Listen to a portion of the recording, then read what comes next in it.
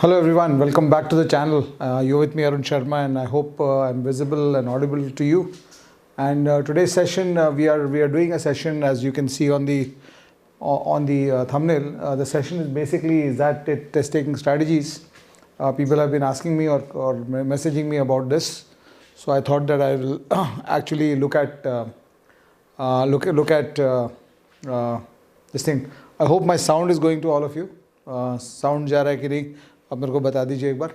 And so we will start with discussing the XAT paper, the XAT testing strategy. Few elements of XAT testing strategy are different from what you have been doing in CAT, and the biggest difference, two of the major difference, and of course when I'm talking about the strategy here, we are talking about the road to 40 plus. How do you strategize to get to 40 plus? Of course, you have to have the ability to get to 40 plus, but a lot of people with the ability, because of bad strategies, might not get to 40 plus because they mess up with the strategy, right? So we'll talk about abilities towards the later part of the video, but three things that you need to realize very importantly about the XAT exam. Three things you need to realize very importantly about the XAT exam. The first of that is, of course, that you have to decide on the time allocation yourself. Time allocation is not something that is predefined by XAT, CAT type papers, etc. The sectional time limits are defined. XAT में sectional time limits defined नहीं है. So what that does for you is that it kind of gives you a strategic initiative about shifting timelines and time zones, etc. So the basic premise in XAT is that you've got 75 questions and 165 minutes. This is the main paper. Of course, the 35 minutes for the GK part, the 25 minutes for the GK part, and the essay writing is separate. उसकी बात मैं नहीं कर रहा हूँ. We have done a separate video on how to write essays, etc. तो उसको तुम देख लेना. मीनाक्षी मैम का वीडियो है, इसी चैनल पे मिल जाएगा. Last couple of days ago उन्होंने किया था.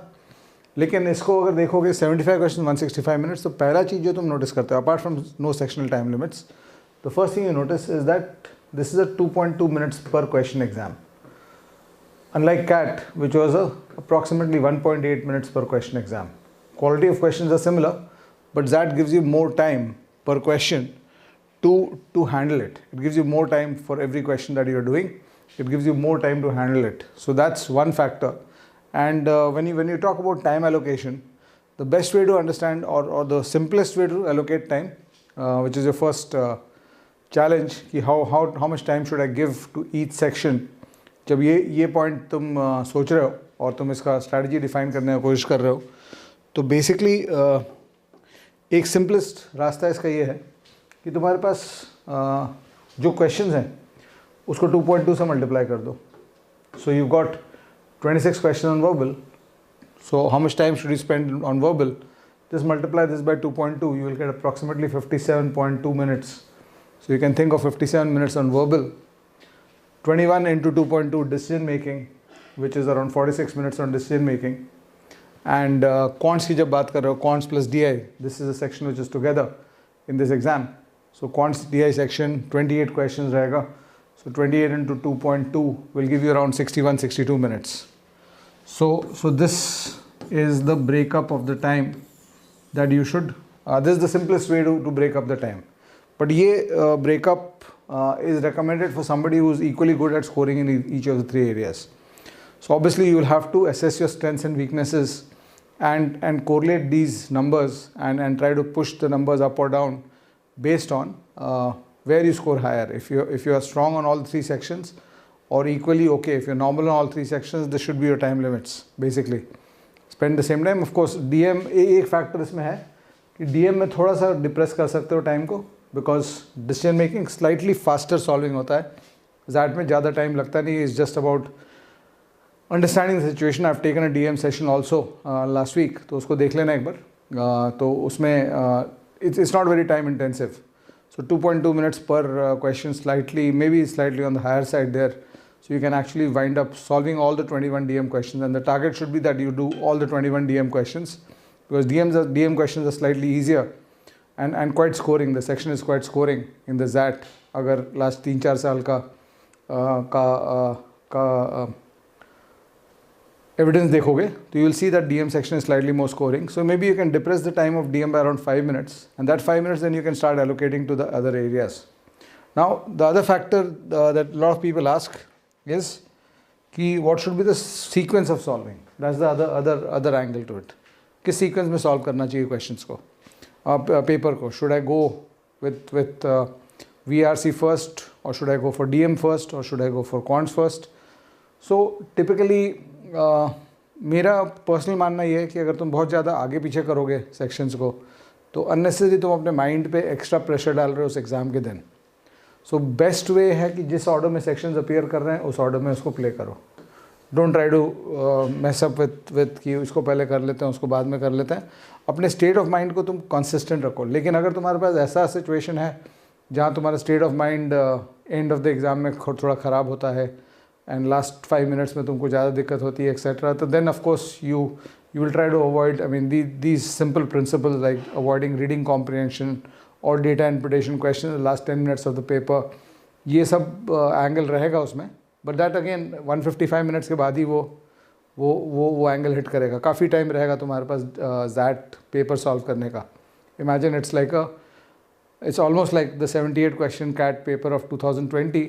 And they give you 165 minutes for it. So you are going to have time. It's an exam where the principle that they have is that we want you to see all the questions, and we want to test you on answering the questions that we have given you, and based on those questions we want to see whether you are able to arrive at the right answers or not. So एक general thumb rule होता है अच्छे quality aptitude exams का.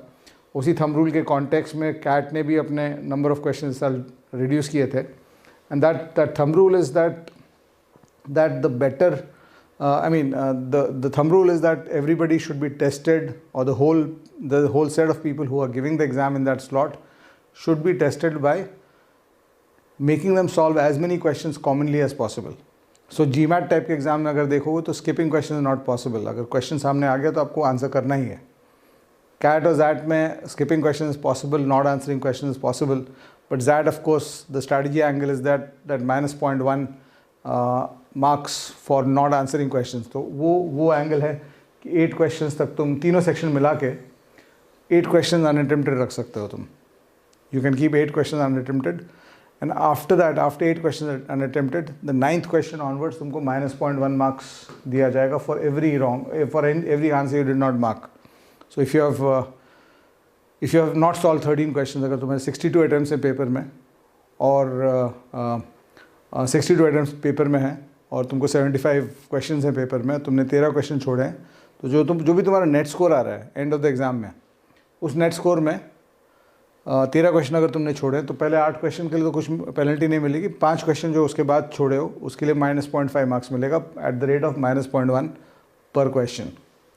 इसमें एक question पूछा था मेरे से किसी ने कि does it matter or are these marks cut from in individual sections. No, the answer is that's not what it does, because मैं कौन से 8 क्वेश्चन को फ्री दे रहा हूँ तुमको किस सेक्शन में, वो XAT नहीं डिसाइड करता है. व्हाट XAT सेज जो तुम्हारा ओवरऑल नेट स्कोर है उसमें 0.5 मार्क्स कम कर देंगे, सेक्शन वाइज नहीं कम करेंगे हम. तो सेक्शनल परसेंटाइल्स को इफेक्ट नहीं करेगा, वो सेक्शनल कट ऑफ को भी नहीं वो इफेक्ट करेगा, ओवरऑल मार्क्स को इफेक्ट करेगा, because otherwise there is no way to fairly distribute that negative marking across the sections. तो वो तुम्हारे ओवरऑल स्कोर को इफेक्ट करेगा. So that actually changes the strategy quite a bit. और वो स्ट्रैटेजी इस तरह से चेंज करता है XAT का sequence. As I said sequence मैं बहुत बड़ा फ़ैन नहीं हूँ सीक्वेंस के साथ खिलवाड़ करने का, अनलेस तुम्हारे पास कुछ ऐसा है कि तुम्हारा एक सेक्शन बहुत स्ट्रॉन्ग है और सेकंड सेक्शन स्ट्रॉन्ग है और तीसरा सेक्शन बहुत वीक है, इट्स वेरी वीक. तो ऐसा अगर केस है, तुमको वर्बल में बहुत कम परसेंटाइल आया लेकिन ओवरऑल अच्छा परसेंटाइल आया, तो तुमको नहीं बुलाएंगे. So there are lot of institutes, good quality institutes, जो सेक्शनल कट ऑफ उतना नहीं देखेंगे. So you might take a strategy like that अगर ऐसा केस है तो. बट अगर तुम थोड़ा भी इवन हो कि ठीक है तुम थोड़ा वीकनेस है, the weakness is not so big, अगर ऐसा केस है तो then I would typically suggest कि go with the order in which the sequence of solving should be with respect to the order in which the paper is done, the paper is given, right? Alternate strategy ये हो सकता है for somebody who's got a big strength in one section, QADI, and as I have been telling you that decision making is a new section for everybody, तो इसको तुमको strength create करना चाहिए, whether you are weak at maths or strong at maths, whether you're weak at verbal or strong at verbal. DM should be a strength for all of you because it's just a way of looking at this thing. कोई English की ज़रूरत उतनी नहीं रहती है इसमें, mathematics की ज़रूरत नहीं होती है, it is just common sense. So सबका स्ट्रेंथ हो सकता है ये across all kinds of students, right? Of course quants और वर्बल की जो बात करते हैं हम लोग, तो बहुत बार वी नो दैट क्वांट्स के जो पेपर होते हैं उसमें जो नॉन मैथमेटिकल लोग हैं they have a disadvantage. DM में कोई डिसएडवांटेज नहीं है. तुमने कॉमर्स किया है, गुड फॉर यू. तुमने BBA किया, गुड फॉर यू. तुमने इंजीनियरिंग किया, गुड फॉर यू. तुमने मेडिकल किया, good for you. You got no advantage और no disadvantage in decision making. So decision making को तुम प्रिपरेशन के through and by doing the right stuff of preparation in understanding how to choose the right answer, उसका अगर fine tuning कर लो अपने mind में, तो decision making will be a strength. तो अगर बट ऑफ कोर्स क्वांट्स और वर्बल में अगर स्ट्रेंथ, एक में स्ट्रेंथ है दूसरे में वीकनेस है, तो तुम लास्ट 10 दिन में उसको चेंज नहीं कर सकते हो, राइट? सो उस स्ट्रेंथ या वीकनेस के साथ एग्जाम में जाना पड़ेगा. तो अगर तुम्हारा बहुत बड़ा वीकनेस है एक एरिया में, देन आई माइट सजेस्ट कि ऑफ कोर्स टाइम एलोकेशन में चेंजेस होंगे इसमें. फिर as I said, somebody who is equally skilled और ऑल द 3 एरियाज, तो उसके लिए time management can just be कि DM में 5 मिनट्स ड्रॉप करके मैं जिस एरिया में मेरा अच्छा, आई मीन द 2.2 मिनट्स पर सेक्शन, 2.2 मिनट्स पर question tells you 57, 46 and 62 minutes for quants, verbal and DM. And DM में you can actually push your time down to 2 minutes पर क्वेश्चन वाइल सॉल्विंग एवरीथिंग. तो इसको अगर 42 कर देते हो, तो ये -4 को +4 तुमको यहाँ करना है कि वहाँ करना है, वो तुम डिसाइड करो based on where you score faster. So obviously जहाँ तुम फास्टर स्कोर करते हो वहाँ पे you should give those 4 minutes extra. तो if your quants is the faster scoring area, you should take those 4 minutes there. ये 66 हो जाता है. उसके बाद तुमको एक चीज़ और डिसाइड करना पड़ेगा कि do I want to do more of this. मतलब क्वांट्स में सपोज मेरा quants is a very strong area और मेरे को लगता है कि मैं अगर क्वांट्स में और टाइम दूँ तो 25 क्वेश्चन निकाल सकता हूँ. ऐसे में 66 मिनट्स में 18 क्वेश्चन सपोज मेरा आ रहा है, 3.5 मिनट्स पर अटेम्प्ट आ रहा है, और मेरे को 25 करने के लिए आई नीड 80 मिनट्स देयर. तो then you can take a call कि okay I cut off 12 minutes more from here and give those 12 minutes there. This could be a decision you take, but all these have to be tested in actual mocks before you, or actual mocks ZAT के लिए just make sure that you take the repli ZATs, the ZATs of the previous year. ज़्यादा ZAT papers mock test as mock test और ZAT mocks देने की ज़रूरत नहीं. just take the previous year papers, 8-10 paper भी solve कर लोगे तो that's good enough. So this could be a strategy, and for people obviously who are good at verbal, if you can allocate more time there, from quants you transfer the time to verbal by adding those 12 minutes in the opposite fashion, तो वो भी तुम कर सकते हो. But again you have to test कि ये करने से तुम्हारे एग्जाम में क्या और तुम्हारे आउटकम, मॉक टेस्ट के आउटकम में क्या हो रहा है before you do it on D-Day. बिना टेस्ट किए हुए D-Day पे मत जाना. किसी भी हाइपोथेसिस को बिना टेस्ट किए हुए D-Day पे मत जाना कि वहाँ जाके ट्राई करेंगे. ठीक है, एक तो ये पॉइंट हो गया.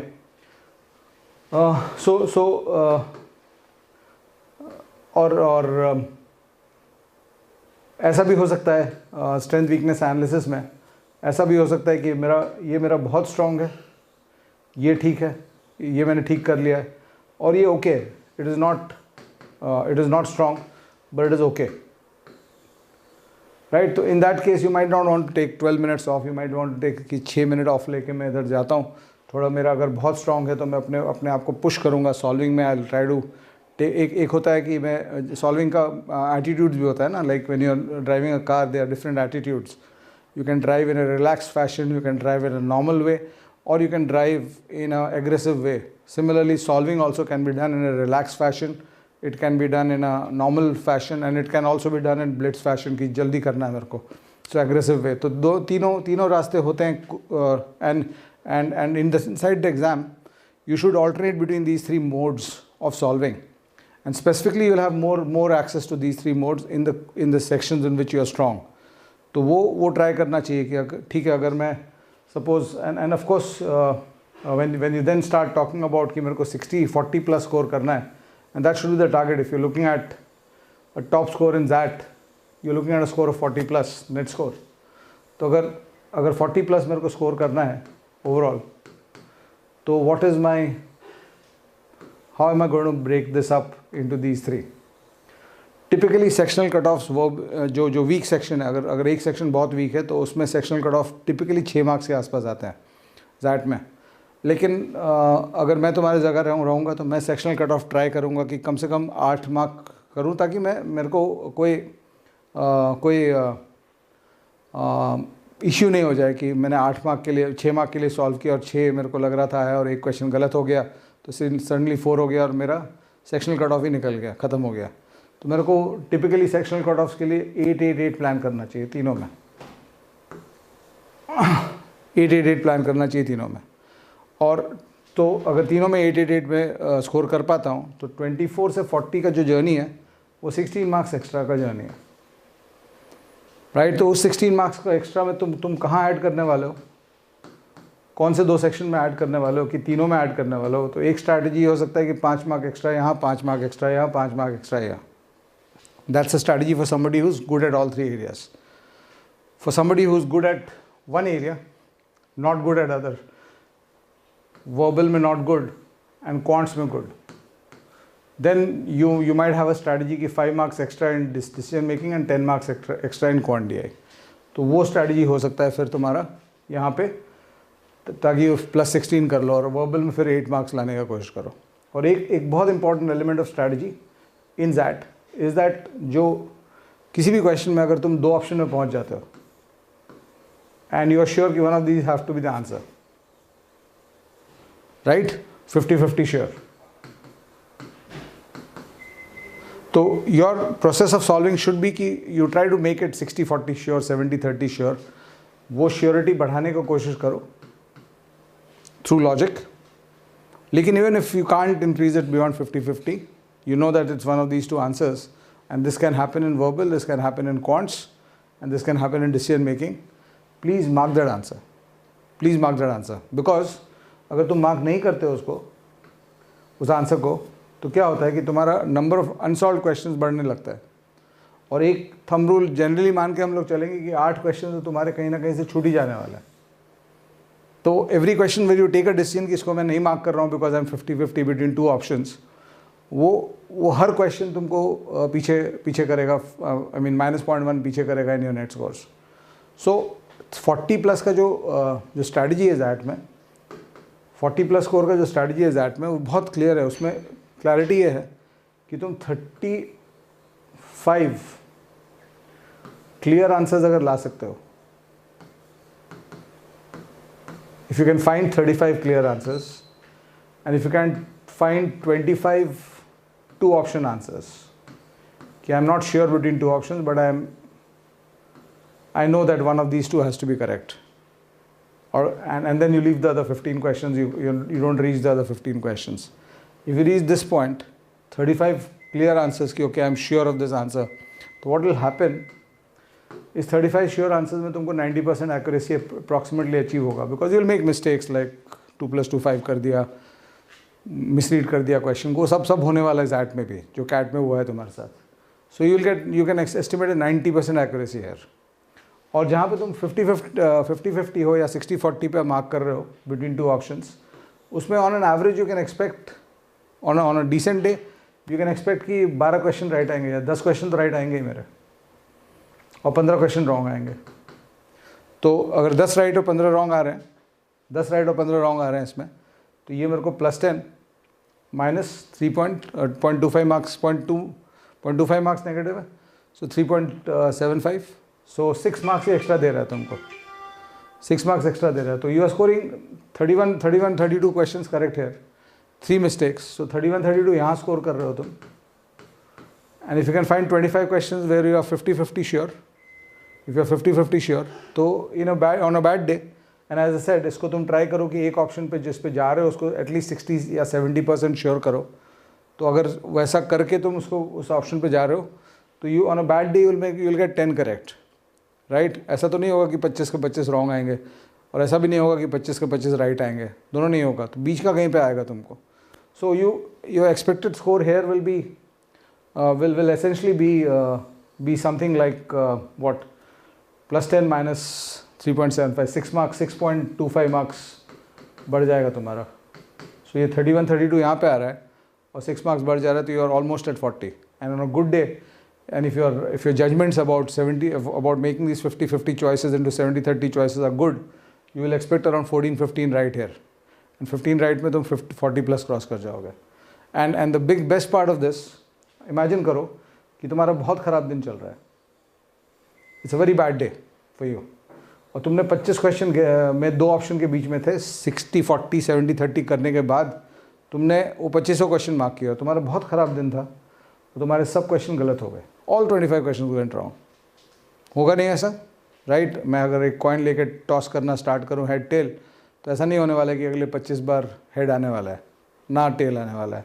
सो it's going to be mixture of heads and tails. ऐसा होगा नहीं, लेकिन ऐसा हो भी जाता है. तो how much are you losing? You're losing if you had not marked them. If you had taken a choice, this is not a clear answer for me, so I'll leave it. If you had not marked them, you would have got -2.5 marks. So जो भी तुम यहाँ score कर रहे हो from sure answers, उसमें 2.5 mark कम हो जाते हैं, राइट? इस 25 का 25 मार्क की और सब गलत हो गए. All these 25 went wrong. तो 6.25 नेगेटिव है तुम्हारा. तो सिर्फ 3 मार्क लूज कर रहे हो तुम इस अपॉर्चुनिटी के लिए, where you are marking 25 questions, right? You losing just 3 marks from where. और ब्रेक इवन तुम्हारा 3 क्वेश्चन सही हो गया तो तुम्हारा ब्रेक इवन पॉइंट आ जाएगा 0 नेट 0 आएगा. तो मतलब ये पॉइंट आ जाएगा if you get just 3 correct and 22 wrong. So this is going to be very important aspect of your XAT test taking strategy. So do use that in the exam.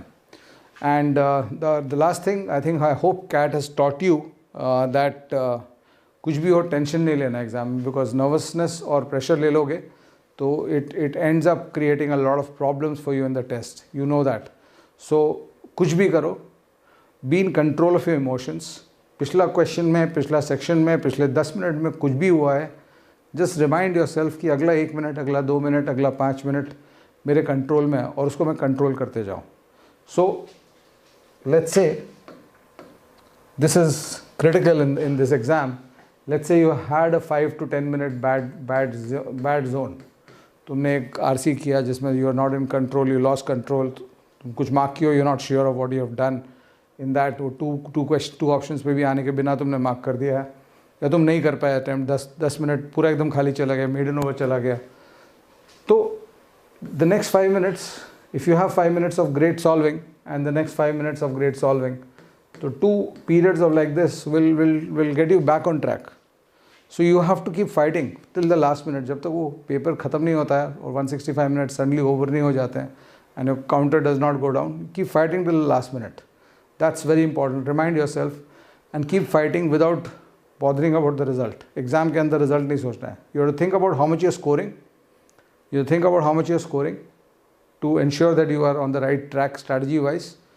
You might want to make strategy adjustments inside the paper. कुछ भी predefined strategy जब आता है सबका exam में जाने के बाद, you have to be open to changing that strategy inside the test when you look at the paper. So that's something that you have to remember.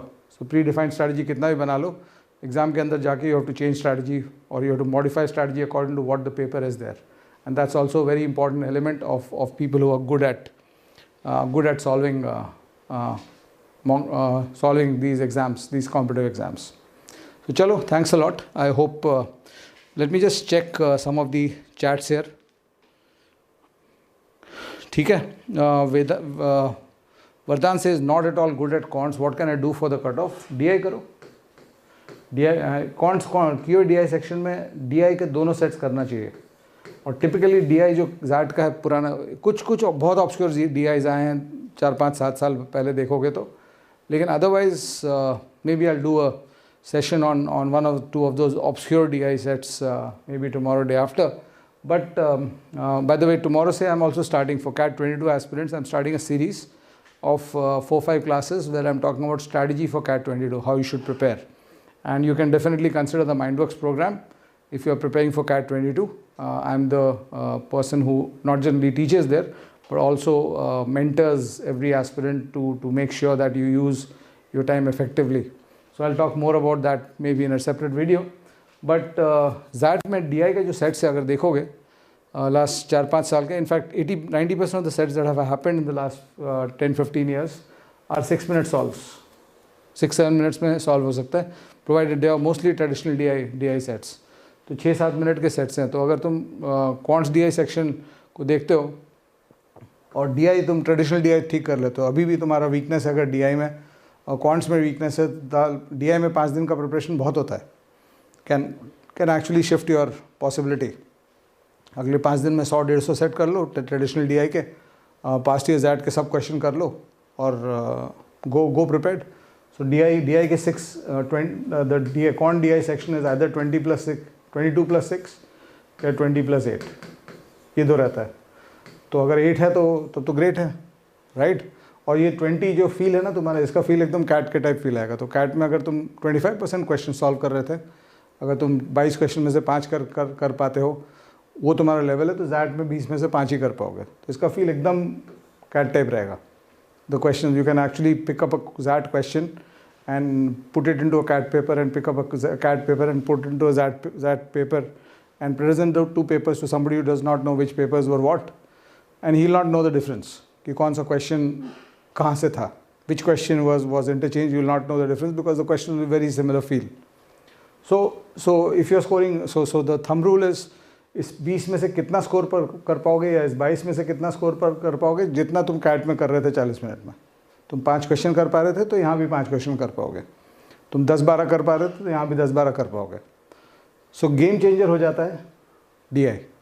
सो अगर मेरा 50%, सपोज मेरा इस तरह का एबिलिटी है कि 22 क्वेश्चन में से मैं 10-11 कर पाता हूँ कैट में, और वो मेरा लेवल था, उससे ज़्यादा मेरे को आता ही नहीं था, बहुत सारे क्वेश्चन नहीं आते या स्ट्राइक नहीं करते थे. मेरा 10-11 के आसपास अटैम्प्ट होता था, which I think is not very difficult. I think 30% people are able to do that much in the exam, and almost well prepared aspirants are able to do that much. तो अगर तुम्हारा 10-11 आने का 10-11 questions करने का ability था cat में, तो तुम मान के चलो कि 20 में से XAT में भी 10 के आसपास तुमको क्लियर आंसर्स मिल जाएंगे इन क्वांट्स. बच जाएगा DI, और DI में अगर तुम 100% कर लेते हो 8 out of 8, तो सब सडनली जो मैं प्लस की बात कर रहा था कि 8, तो यहाँ पे +10 मिल रहा है तुमको, even without being great at quants. So that's again one gate which opens up in XAT. You get great at DI, get great at traditional DI with little bit of logic twist. कभी logic twist आता है, जैसे 2018 या 19 was it, वो या 20 था, I don't remember the years. वो time zone वाला जो सेट था, Zut Yug, a transcontinental train traveling across time zones. तो उसमें लॉजिक पकड़ना था, लॉजिक पकड़ा गया तो बहुत इजी सेट था, नहीं पकड़ा है तो सॉल्व नहीं होगा. वो था. फिर एक बार एक एवरेजेस का मिसिंग डेटा का क्वेश्चन था which was there in I think 2015-16. तो वो सेट भी थोड़ा लॉजिक बेस्ड था. अगर वो समझ गए कि क्या मिसिंग डेटा मतलब थोड़ा लॉजिकल हो गया था. और कुछ ऑब्सक्योर सेट्स थे जो सॉल्व करना मुश्किल था, वो 2012, 13, 14 में आए. सो दोज अगर नहीं आए और स्टेट सेट्स आ गए, you should kill that. You'll kill the paper right through from here, right? Yeah, essay writing is reintroduced, BIPSA, and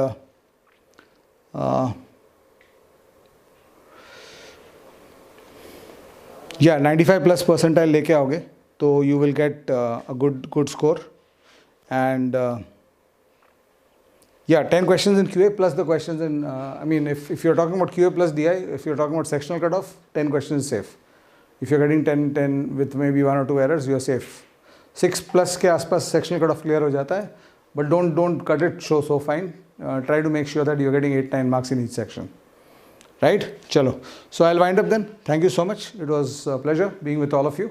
I'll come back again maybe tomorrow with that series CAT 22. CAT 22 का series आने वाला है. I'll put a post on that. CAT 22 strategy. So we'll have a set of 4 or 5 classes on that, which I'll do.